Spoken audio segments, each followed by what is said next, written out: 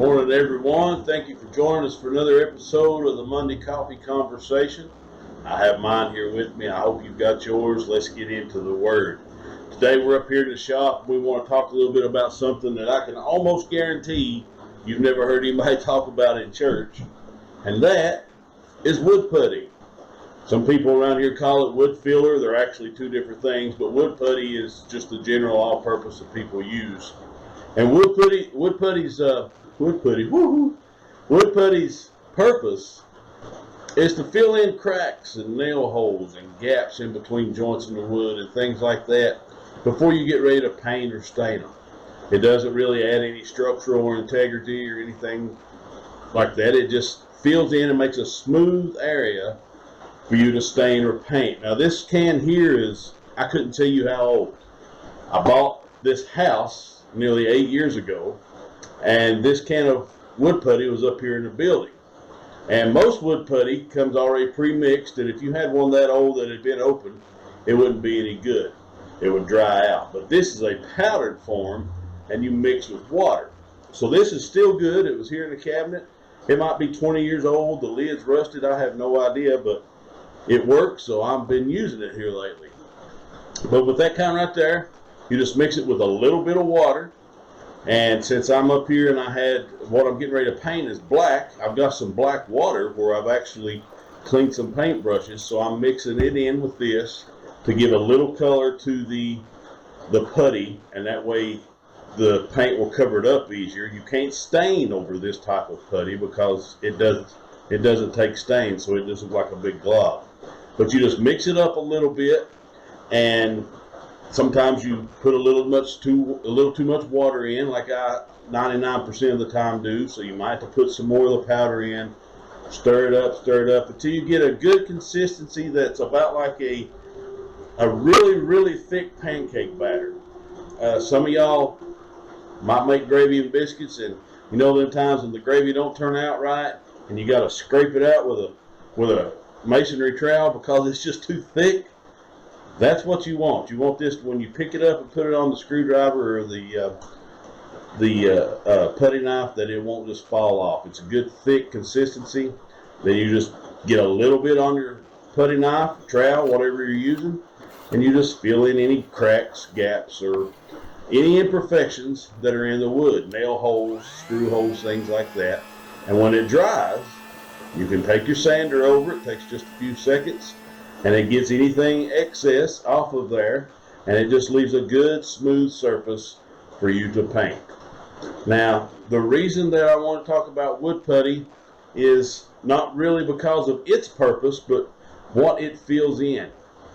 A lot of the wood that we get, you can buy what they call number 2 lumber, and it won't be perfect. Or no matter what, not every piece of wood is perfect. You have some that have knots in them. Some that maybe have been dropped in the warehouse or dropped in your shop, and they've hit something and it left an indentation.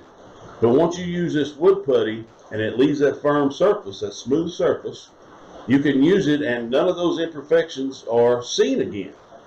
Now, they're not gone. Wood putty doesn't get rid of them. It just kind of fills them in and makes up the difference for what the imperfections cause. Now, don't that sound like God? Because we all have imperfections in our life, and when we accept Jesus into our heart and we're covered by the blood of Jesus, it doesn't take away all the things we did wrong. It doesn't take away all the times we were broken. It doesn't take away all the times we were hurt. It doesn't take away all the times we've said the wrong thing or done the wrong thing or made a really, really bad decision. It covers it. It covers the blood of Jesus covers all of our imperfections. It doesn't get rid of them. And luckily, God doesn't take a power sander with 200 grit paper on it or 80 grit, which will be even worse, and rub us down to get rid of them.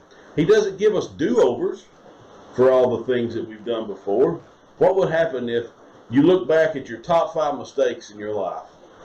And it's easy to sit and say, well, I'd do that different.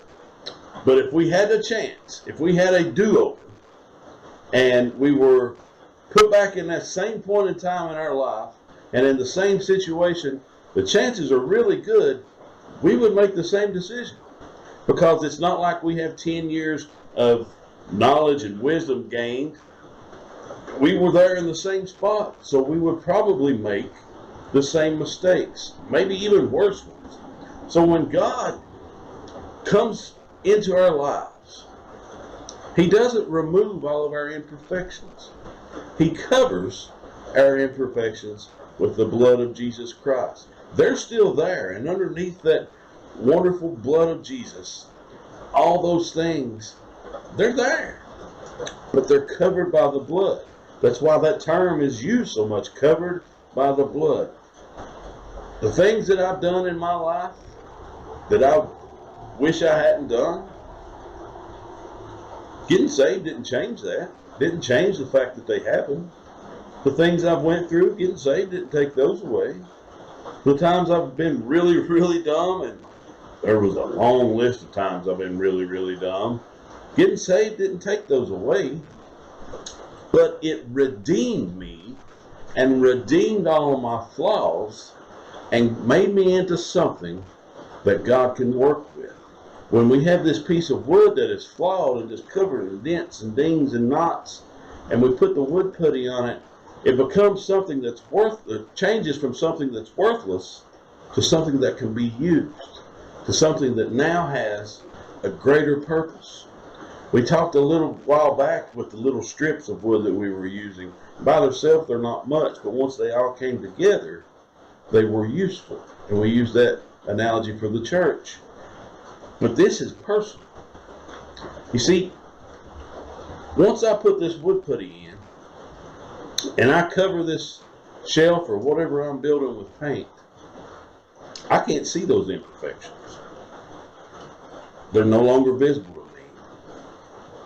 And when God looks at you after you've accepted Christ, He never looks at you with the attitude of, but remember when? Because He doesn't see those anymore. He sees His Son. And when He looks at you and sees His Son, He sees you as His child because of His Son. We a lot of times focus on things that have happened in our past, even before we accepted Christ, and that's what we zero in on. But God doesn't see those. God takes the blood of Jesus and looks at us and takes those things that we may have done in our past and uses them for His glory and for the benefit of others by letting that be our testimony. The only time we should ever focus on things we have done in our past, mistakes we've made, hurt we've had, all these things, sins that we committed, the only time we should focus on them is when we think about them or when we share them with somebody and then we say, but God saw me through, or God redeemed me. Because that's the purpose of our flaws once we accept Jesus. They're no longer for us to sit and focus on and get brought down by. But God uses them to make us a better worker for Him.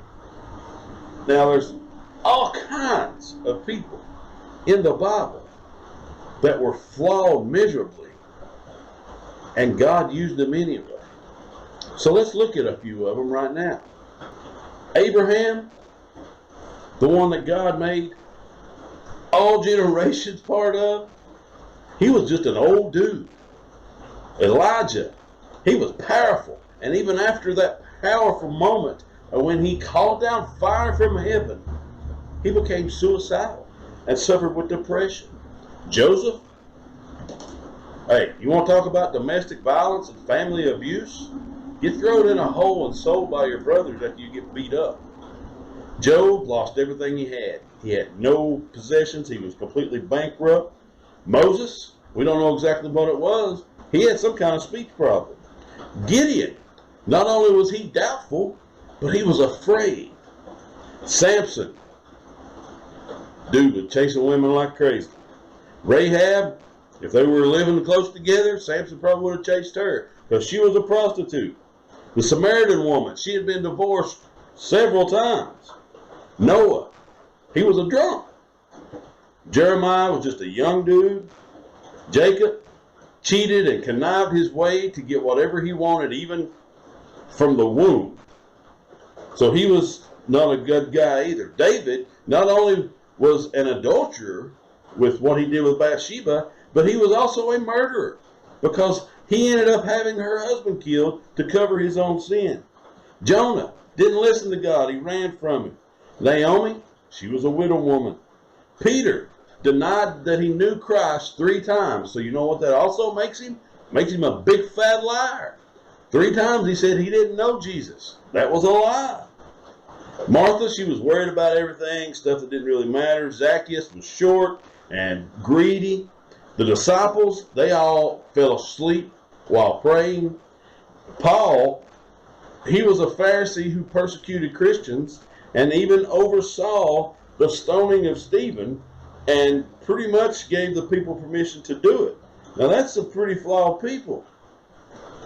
But God used them all. God used them all. Can you imagine when the Pharisees would look at Jesus and the disciples? Because they probably knew who some of these disciples were when they would come to their hometowns. I mean, they knew Jesus was a sort of a vagabond in their eyes and a vagrant and just going from town to town. But these fishermen had homes, but can you imagine what's a bunch of men out on a boat for weeks at a time fishing would smell like when they come back? I can. And can you imagine what they would smell like and how dirty their clothes would be when they would just walk in the dust from town to town constantly with Jesus? So imagine not only how the Pharisees would look down upon Jesus because of what he was preaching was making them look bad, but the rundown people that he was running with, imagine how they looked upon them because they were all flawed. But Jesus didn't see their flaws. Jesus saw what they could be. Jesus saw what they would be. And he saw that they would be a wonderful benefit to his ministry, to his Father in heaven, and to spreading his message to all people. And we still read about them today. So the next time you think that you may not be good enough because this happened, or you said this and that, or maybe you were hurt at a time and you just don't think that you're good enough because somebody else didn't want you, that Jesus don't want you now, you remember this. And you remember that a piece of wood can be dressed up and made to look nice even after all of its imperfections, but that's nothing compared to the blood of Jesus. You know, Romans 3:23 tells us that all has sinned and fallen short of the glory of God. That don't say everybody except preachers. That don't say everybody except worship leaders or everybody except Sunday school. It says all. So if everyone throughout history that God has used to further his purpose and spread his word has been a flawed individual, there's only one that's ever been perfect, and that is Jesus himself. But anyone else that God has ever used has been flawed because everyone has fallen short of the glory of God. I hope this sticks with you. And if you're feeling down and out because of your past, you go to God. You cry out to him. You go do whatever you got to do with God, however you need to talk to him, and then you let him speak to you when you get done. You listen when he says that you are covered by the blood of his son Jesus. You listen when he says that you are worthy. You listen when he says that you are set apart, that you are a royal priesthood, and then you let God use you. We hope that this stays in your mind. We hope that it will help remove any doubt you may have that God doesn't want you, God doesn't love you. And we'll see you guys next time on the Monday Coffee Conversation.